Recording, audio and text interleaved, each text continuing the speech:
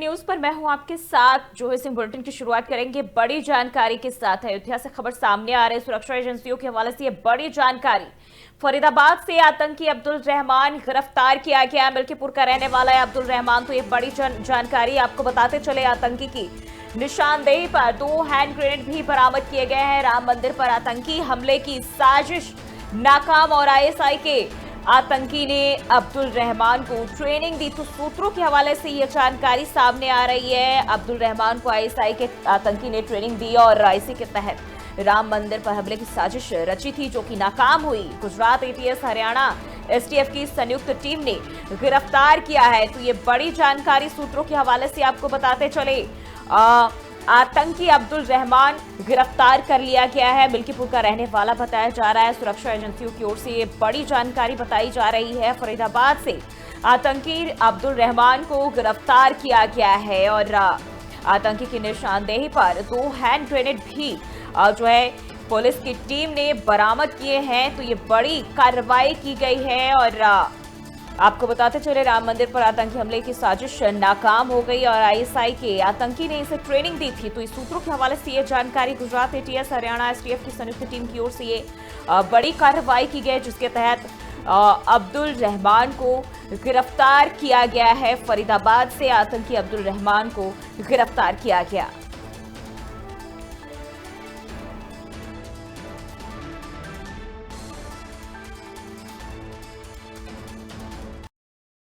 और अब बात करते उत्तराखंड की खबरों की ओर से। तो देहरादून से ये जानकारी आपको बताते हैं। सीएम पुष्कर सिंह धामी ने की कैबिनेट की बैठक में 1 दर्जन से अधिक प्रस्तावों पर चर्चा की संभावना बताई गई और बैठक में शिक्षा, स्वास्थ्य के साथ ही विभिन्न विभागों के जो प्रस्ताव है वो भी आने की संभावना है। मुख्यमंत्री पुष्कर सिंह धामी की अध्यक्षता में बैठक और सचिवालय में दोपहर बताया गया कि इस दौरान ये बैठक की गई है दोपहर 1 बजे।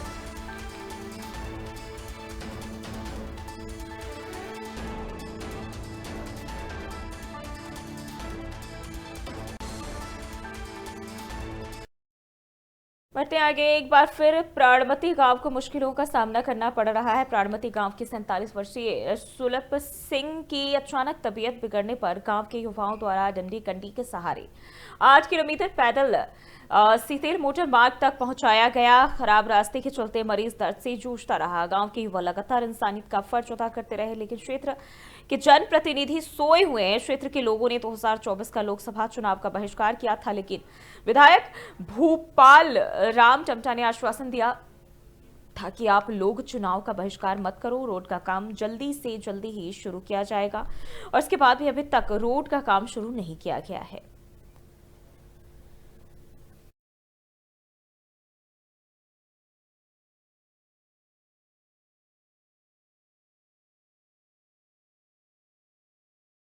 धाम के मुख्य पड़ाव के रूप में जाना जाता है, जिस पांडुकेश्वर गांव की खूबसूरती दूर से ही देखने बनती है। पांडुकेश्वर गांव में 6 महीने भगवान भद्र विशाल की शीतकालीन पूजा अर्चना की जाती है और बड़ी बात तो यह है कि अब पांडुकेश्वर गांव भी खतरे की जद में आ चुका है। गांव के ठीक ऊपर से पहाड़ियों से भारी मलबे के साथ छोटे बड़े पत्थर आने का सिलसिला शुरू हो गया है, जिस कारण पांडुकेश्वर गांव के ग्रामीणों में काफी दहशत का माहौल बन चुका है। बता दें कि जहां पर यह स्लाइड जोन रहा है, ठीक उसके निकट बद्रीनाथ राष्ट्रीय राजमार्ग गुजरती है।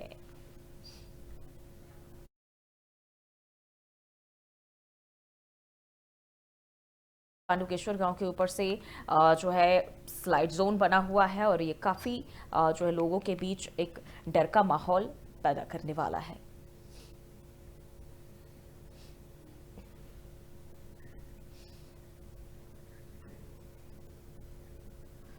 और राजधानी देहरादून में पर्यावरण संरक्षण को लेकर काफी संख्या में स्थानीय नागरिकों और पर्यावरण प्रेमियों ने मार्च निकाला।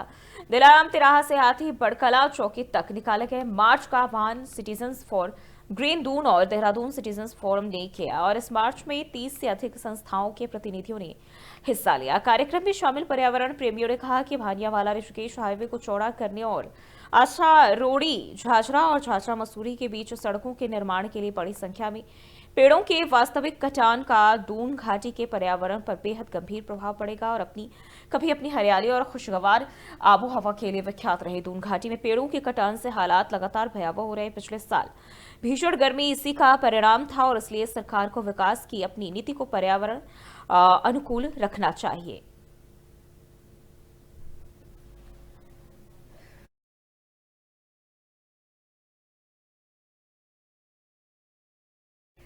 और चमोली जिले के माणा में रेस्क्यू अभियान के तहत रविवार को चलाए गए सर्च अभियान में लापता 4 लोगों के शवों को सर्च टीम ने बरामद कर लिया है। इस दुर्घटना में कुल 8 लोगों की मौत हुई। सभी शवों का सामुदायिक स्वास्थ्य केंद्र ज्योतिर्मठ में पोस्टमार्टम करने के बाद उनके परिजनों को सौंपने की कार्रवाई की जा रही है। आपको बता दें कि रेस्क्यू टीम द्वारा माणा में आई लॉन्च में 54 लोगों में से 46 लोगों को सकुशल बरामद किया गया और 8 लोगों के शव बरामद किए गए। जिलाधिकारी संदीप तिवारी ने बताया कि 3 दिनों तक चले इस रेस्क्यू अभियान में प्रभावित 54 लोगों में से 40 लोगों को जीवित और 8 लोगों के शव बरामद किए गए हैं। वहीं आर्मी हॉस्पिटल जोशीमठ में रेस्क्यू किए गए लोगों का इलाज चल रहा है और उन्होंने जिला प्रशासन और सरकार का आभार भी जताया। फिलहाल अभी सभी की स्थिति सामान्य बताई जा रही है। जल्द ही सभी लोगों को अस्पताल से छुट्टी भी दे दी जाएगी। गंभीर हालत एक व्यक्ति की बताई जा रही है जिसे ऋषिकेश एम्स में भर्ती कराया गया है। जैसी खबर वहाँ आर्मी और आईटीबीपी की टीम ने अभी दी है माणा बद्रीनाथ से, तो जो लास्ट मिसिंग पर्सन थे उनकी बॉडी रिट्रीव हो गई है और टोटल इसमें 54 लोग थे, जिसमें से 46 अलाइव थे और 8 डेड बॉडीज रिट्रीव हुई हैं। 7 डेड बॉडीज़ हमारी जोशीमठ आर्मी हॉस्पिटल में आ चुकी थी और डिस्ट्रिक्ट हॉस्पिटल में उनका पोस्टमार्टम किया जा रहा है और एक बॉडी अभी वहाँ मिली है जस्ट अभी, तो उनको भी लाने की कार्यवाही की जाएगी। इस तरह से इस बर्फबारी थी, 7 फीट 8 फीट बर्फबारी थी। हमारे आर्मी टीम ने तुरंत आए, हमको स्टेशन पे लेके गए, मतलब जिसको निकाल सकते थे तुरंत निकाल के ले गए, ट्रीटमेंट शुरू किए। वो पूरा सपोर्ट मिला सर हम लोग। वहाँ पे स्लाइडिंग हुई थी बहुत भयंकर, हमको मालूम नहीं चला। रात को ही बर्फ़ इतनी तेज़ गिर गई सर वहाँ पे, तो मतलब सुबह मॉर्निंग के टाइम में 6 बजे या अराउंड 6:30 बजे के टाइम में आया था वो। ऊपर से आया तो हम मतलब सोए हुए थे, पता ही नहीं चला। एकदम हमारे कंटेनर के ऊपर गिरा तो कंटेनर कम से कम 50 या 60 मीटर नीचे चले गया था। वहाँ पे जैसे कंटेनर गिरा तो आर्मी वाले आ गए थे। आर्मी वालों ने हमको निकाल के सीधे अपने हमारे रूम में शिफ्ट किया, वहाँ पे हमारा ट्रीटमेंट किया सर। और बाकी आर्मी के और आईटीबीपी वालों के द्वारा हमारा मतलब बहुत सहयोग हुआ था सर। जैसी खबर। और हरिद्वार जिले के मंगलौर कोतवाली क्षेत्र में बाइक सवार बदमाशों से पुलिस की मुठभेड़ हो गई। जवाबी फायरिंग में एक बदमाश घायल हो गया, वहीं 2 बदमाश मौके से भागकर गन्ने के खेत में घुस गए। पुलिस ने कॉम्बिंग अभियान चलाकर फरार दोनों बदमाशों को भी तमंचे के साथ गन्ने के खेत से धर दबोचा है। वहीं गोली लगने से घायल हुए बदमाश को पुलिस ने अस्पताल में इलाज के लिए भर्ती कराया। 3 आरोपियों ने हाल ही में 2 भाइयों को लंढोरा कस्बे में गोली मारी थी, जिनमें से एक भाई की मौत हो गई। पुलिस उस समय से आरोपियों की तलाश कर रही थी, जिसके बाद पुलिस को कामयाबी मिली। बदमाशों के खिलाफ पहले भी थाना मंगलौर और अन्य थानों में हत्या के प्रयास और लूट डकैती आदि के मुकदमे दर्ज किए गए हैं।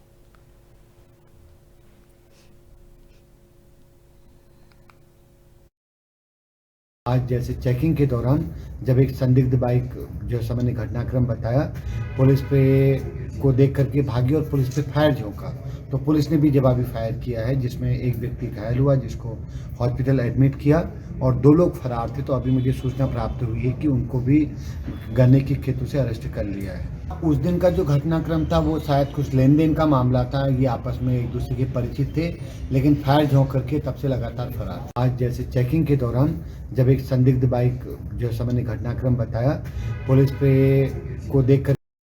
और उत्तराखंड बीजेपी के संगठन पर्व की प्रक्रिया का अभियान लगातार जारी है। उत्तराखंड बीजेपी द्वारा बूथ और मंडल अध्यक्ष की नियुक्ति कर दी गई। बीजेपी के प्रदेश मीडिया प्रभारी मनवीर सिंह चौहान ने बताया कि प्रदेश के 19 जिला सांगठनिक इकाइयों के जिला अध्यक्षों की चयन की प्रक्रिया चल रही है। प्रदेश नेतृत्व द्वारा रायशुमारी के लिए 3 पर्यवेक्षक एक जिले में भेजे गए थे। पर्यवेक्षकों द्वारा नाम के पैनल को प्रदेश नेतृत्व को सौंपा गया।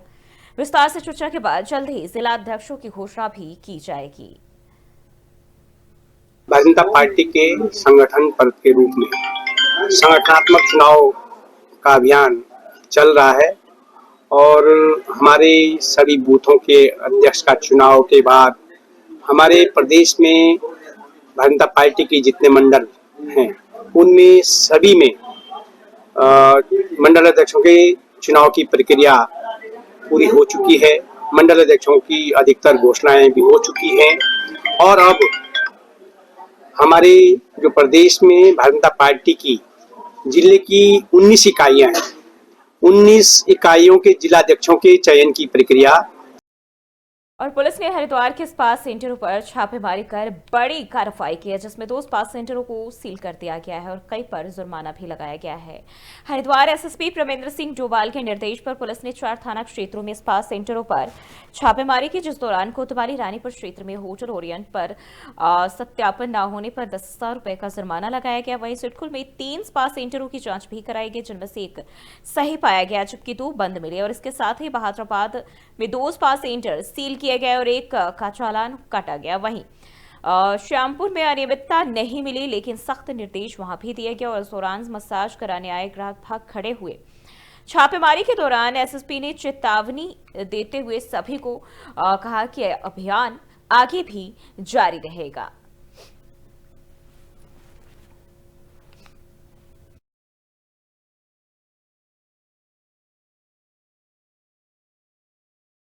और पूर्व कैबिनेट मंत्री और वरिष्ठ कांग्रेसी नेता मंत्री प्रसाद नैथानी ने भू कानून को लेकर सवाल खड़े किया। मंत्री प्रसाद नैथानी ने कहा कि उनकी सरकार के दौरान जो भू कानून बनाया गया था वह उत्तराखंड के हितों की रक्षा करने वाला था, लेकिन पूर्ववर्ती भाजपा सरकार द्वारा उनमें जो संशोधन किया गया उसने बाहरी लोगों के लिए जमीनों की खरीद फरोख्त के दरवाजे खोल दिए। या इनकी कैबिनेट जो चलती हैं उसमें जनता के हितों के सवाल पर जो बातें आती हैं वो तो धरातल पे कहीं है ही नहीं, कहीं दिखता नहीं है। वो कानून अध्यादेश संशोधन 2019 को पार्लियामेंट ने जो पास किया, हम कांग्रेस के लोग आज से 5-4 साल पहले से हम इस बात को करते आ रहे हैं कि इस संशोधन अधिनियम को वापस लिया जाए और जो पहले का एक्ट था, जो भू संशोधन अधिनियम जो पहले से बना हुआ था कि 250 वर्ग गज से ज़्यादा कोई भी बाहर का व्यक्ति, प्रदेश से बाहर का व्यक्ति यहाँ ज़मीन न खरीदे, उसको त्रिवेंद्र सिंह रावत ने अपनी सरकार के दौरान जो है वो उसको बिल्कुल छूट दे दी।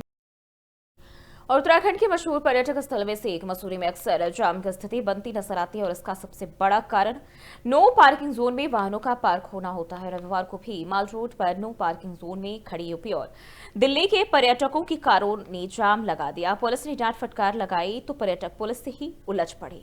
पुलिस ने भी कड़ा एक्शन लेते हुए वाहनों का चालान किया। मामला बढ़ता देखा कई पर्यटकों ने भी पुलिस से अभद्रता करने पर सार्वजनिक रूप से माफी मांगी, जिसके बाद मामला शांत हुआ। पुलिस ने पर्यटकों को हिदायत देते हुए चालान की कार्रवाई की और इसके बाद मसूरी पुलिस ने नो पार्किंग जोन में खड़ी अन्य गाड़ियों के भी चालान किए।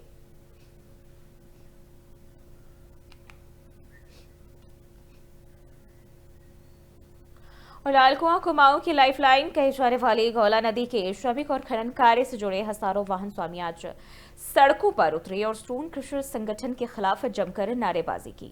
उन्होंने वाहन स्वामियों के साथ वादा खिलाफी का आरोप लगाया और दरअसल गौला नदी में खनन निकासी में लगे हजारों वाहन स्वामियों और क्रशरों के बीच तगड़ा मामला जो है ये तूल पकड़ता हुआ जा रहा है। केशर स्वामी द्वारा भाड़े में 2 रुपए कम करने के बाद वाहन स्वामी उग्र हो गए और इसी को लेकर आज हजारों वाहन स्वामियों और मजदूरों ने लालकुआं में जबरदस्त विरोध प्रदर्शन किया और इसके साथ ही तहसील परिसर पहुंचकर वाहन स्वामियों प्लस जिलाधिकारी तुषार सैनी को ज्ञापन सौंपकर सरकार से जल्द कार्रवाई की मांग की। इधर उप जिलाधिकारी तुषार सैनी ने कहा कि वाहन स्वामियों द्वारा उन्हें एक ज्ञापन दिया गया जिसमें रेट बढ़ाने की मांग की गई है। आगे उन्होंने कहा कि जल्द ही प्रशासन द्वारा मामले पर उचित कार्रवाई की जाएगी।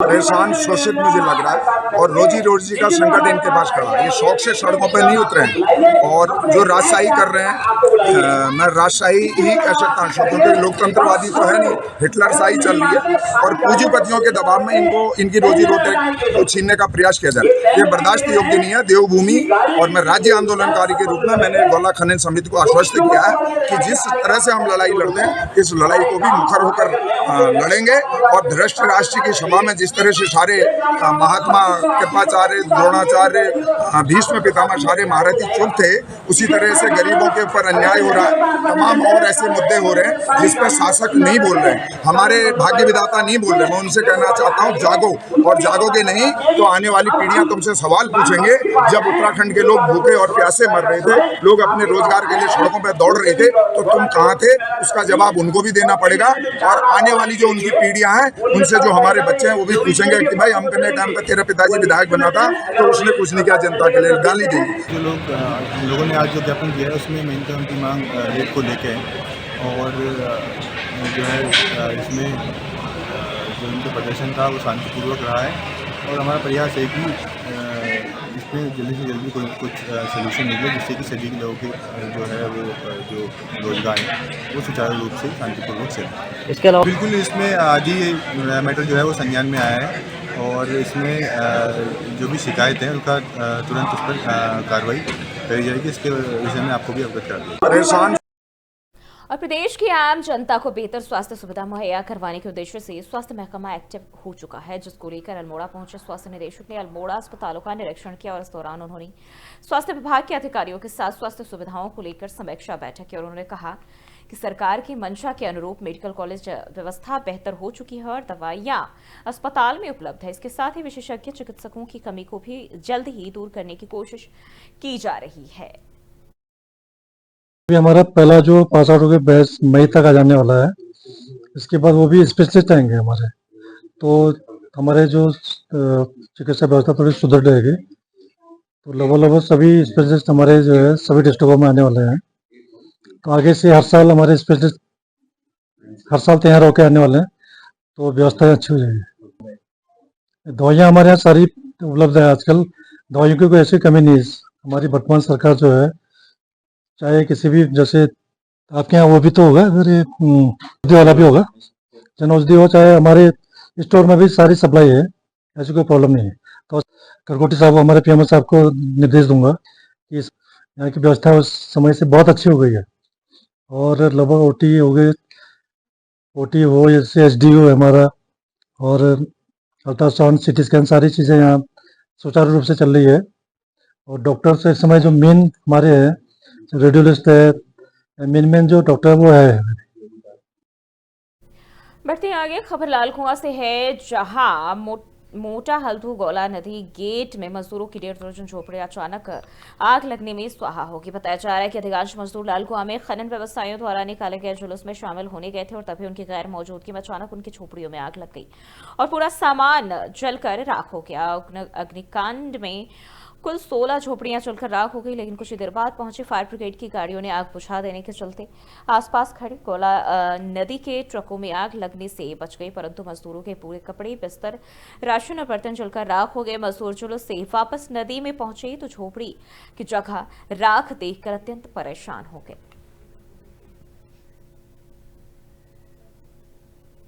और ऋषिकेश जिले में सरभारा नगर स्थित एक बाइक शोरूम मालिक और पार्षद के बीच पार्किंग को लेकर विवाद हुआ और इस दौरान विवाद इतना बढ़ गया कि दोनों पक्षों के बीच जमकर मारपीट होती नजर आई। दोनों पक्षों के बीच मारपीट, कुछ लोगों ने पत्थरबाजी करते हुए शोरूम के शीशे तोड़ दिए और उस घटना का वीडियो भी सोशल मीडिया पर वायरल हो रहा है। वहीं पुलिस फिलहाल मामले की पूरी जांच पड़ताल कर रही है। यहाँ के जो मालिक है वो केवल अपने नोटों की गिनती से मतलब रखते हैं। मैं चाहता हूं कि इस पर तुरंत कार्रवाई करे। आरटीओ विभाग से मेरा निवेदन है कि इस शोरूम की फाइल को चेक करे कि क्या इनके पास उचित पार्किंग की व्यवस्था है, क्या इन्होंने यहाँ पर पॉल्यूशन के मानक पूरे करे हैं। नगर निगम से भी एक अनुरोध करता हूँ, क्या ये यहाँ पर क्या बोलते हैं पब्लिक एरिया में क्या ये शोरूम ओपन होना चाहिए, क्या ये संभव है, क्या हम गरीब लोगों के लिए कोई कानून के मानक है। और ऋषिकेश जिले की मुनीखेरेती पुलिस ने अनियमितता पाए जाने पर 13 स्पा सेंटर पर कार्रवाई करते हुए 1,30,000 रुपए का चालान किया। उन्हें आगे नियमों के उल्लंघन पर सख्त कार्रवाई की चेतावनी दी। थाना मुनीखेरेती के प्रभारी निरीक्षक प्रदीप चौहान ने बताया कि रविवार को क्षेत्र में संचालित स्पा सेंटरों का औचक निरीक्षण किया गया और इंस्पेक्टर ने बताया कि पुलिस कप्तान आयुष अग्रवाल के निर्देश पर क्षेत्र में संचालित हो रहे स्पा सेंटरों पर अचानक छापेमारी की कार्रवाई की गई। उस दौरान 13 स्पा सेंटरों में काफी अनियमितताएं भी पाई गई और इससे पहले संचालकों को फटकार भी लगाई गई और फिर उन पर जुर्माना लगाते हुए हिदायत दी गई भविष्य में इस तरह की वारदात और मामले सामने न आने पाए।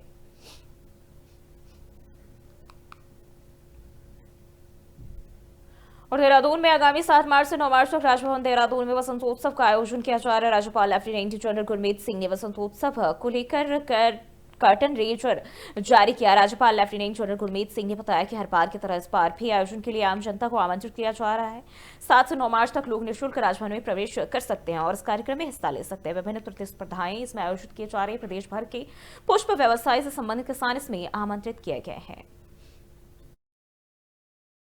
ये पहली बार होगा कि हमने डीडीए एनडीएमसी दिल्ली के औद्योगिक सौंदर्यीकरण के प्रमुख उद्यान अधिकारी हमने दिल्ली को भी इससे कनेक्ट किया है। राष्ट्रपति भवन अमृत उद्यान के उद्यान अधिकारी और उनको भी इनवाइट किया है। हम चाहते हैं कि हमारी जो वाइब्रेशंस है, हमारी जो कनेक्टिविटी इस विषय पर है, वो पूरे नेशनल और इंटरनेशनल लेवल तक जाए। हमने तेलंगाना के पब्लिक गार्डन के उद्यान अधिकारी के साथ साथ औद्योगिक इंडस्ट्रियल क्षेत्र में प्रमुख राज्यों के उद्यान विभाग के अधिकारियों को भी अपने प्रदेश की उपलब्धियों को कार्यक्रम में प्रदर्शित करने हेतु आमंत्रित किया है।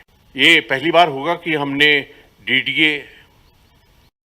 उत्तराखंड तकनीकी विश्वविद्यालय पर डीएवी पीजी कॉलेज के अध्यक्ष सिद्धार्थ अग्रवाल ने गंभीर आरोप लगाया। उन्होंने प्रशासन, विश्वविद्यालय प्रशासन और निजी कंपनी ओमनी नीट टेक्नोलॉजी के बीच हुए करार पर भ्रष्टाचार के आरोप लगाए। छात्र छात्राओं से रिश्वत लेने के अलावा डिग्रियों में भी बड़े झोलमोल का खुलासा सिद्धार्थ अग्रवाल ने किया है। देखिए, आरोप कई प्रकार के हैं। स्टार्टिंग में आपको बताऊं तो ऐसा है कि एमबीए के जैसे डून बिजनेस स्कूल जो कॉलेज है, वहाँ बच्चा है एक अश्विन नाम का बच्चा था। उसने मास्टर्स की जो उसके लास्ट सेम के बैक थी, उसकी मार्कशीट थी, बाकायदा हम पे डॉक्यूमेंट्स में भी आपको दिखा दूंगा। तो लास्ट सेम में उसके फेल शो हो रहा है वो मार्कशीट की जो लास्ट सेम की है, लेकिन उसके बाद भी उसे डिग्री दे दी जाती है यूनिवर्सिटी से, जो कि सीधे सीधे दिखता है कि मतलब कहीं ना कहीं वो पैसा लिया गया है या कुछ ना कुछ घपला हुआ है, तो तभी वो डिग्री दी गई है। और अगर मैं आपको बताऊं कि जब हम यूनिवर्सिटी में पता करने गए तो पता चला कि उस डिग्री को वो विड्रॉ कर दिया यूनिवर्सिटी। कहती है हमारी गलती है। भैया, आप गलती से मतलब आप किसी भी बच्चे को ऐसे कैसे डिग्री दे सकते हो? और अगर हम बात ना उठाते या कोई भी मतलब बात ना उठाता तो वो डिग्री तो चलते रहती है। और उत्तराखंड धार्मिक कैबिनेट की बैठक संपन्न हो गई। बैठक में मुख्य 17 प्रस्तावों पर कैबिनेट की मोहर लगी। उत्तराखंड में आप कार्यनीति को कैबिनेट ने हरी झंडी दे दी। इसके साथ ही गन्ने का न्यूनतम समर्थन मूल्य भी घोषित करने का प्रस्ताव पास किया गया। आसपास शराब बिक्री पर पूर्ण तरह से अब प्रतिबंध रहेगा। इसके अलावा भी कई अन्य प्रस्तावों पर मोहर लगी है। ट्राउट प्रोत्साहन योजना विभाग द्वारा प्रस्तुत की गई थी, जिसपे माननीय मंत्रिमंडल द्वारा सहमति दी गई है। ये हमारे प्रदेश में ट्राउट पालन को प्रोत्साहन देने के लिए ये योजना है। ये योजना लगभग 200 करोड़ की ये योजना है। इसमें जो हमारे मत्स्य पालक हैं उनको 5 साल तक के लिए इनपुट सपोर्ट दिया जाएगा। उनका जो इंफ्रास्ट्रक्चर, जो रेस वेस बोलते हैं जिसको, उसका निर्माण करने के लिए भी मदद दी जाएगी। इसमें ट्राउट प्रोत्साहन योजना विभाग द्वारा प्रस्तुत की गई थी, जिसपे माननीय मंत्रिमंडल द्वारा सहमति दी गई है। ये हमारे प्रदेश में ट्राउट पालन को प्रोत्साहन देने के लिए ये योजना है। ये योजना लगभग 200 करोड़ की ये योजना है। इसमें जो हमारे मत्स्य पालक हैं उनको 5 साल तक के लिए इनपुट सपोर्ट दिया जाएगा। उनका जो इंफ्रास्ट्रक्चर, जो रेस वेस बोलते हैं जिसको, उसका निर्माण करने। और बुलेटिन में फिलहाल के लिए बस इतना ही। देश और दुनिया की तमाम खबरों के लिए देखते रहिए 4TV न्यूज़।